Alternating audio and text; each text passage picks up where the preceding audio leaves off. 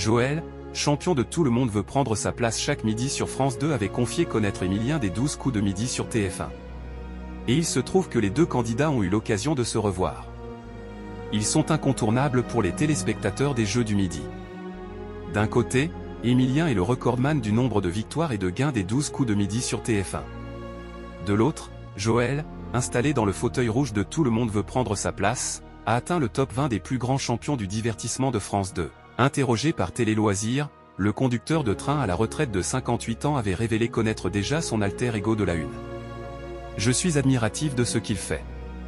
Je pense que des gars comme lui, il n'y en a pas eu avant lui et je ne sais pas s'il y en aura beaucoup après lui.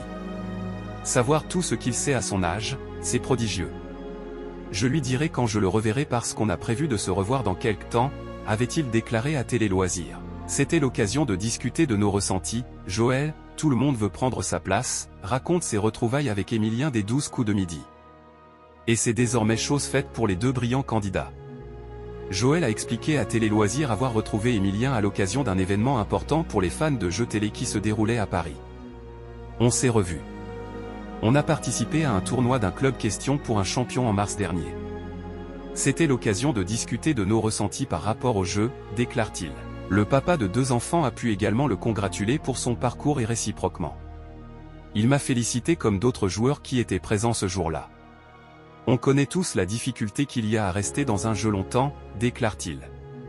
Joël, ambassadeur pour les Bayonnais grâce à sa participation à Tout le monde veut prendre sa place.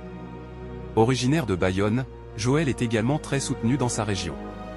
Auprès de Télé Loisirs, il s'est confié sur les retours qu'il recevait au quotidien.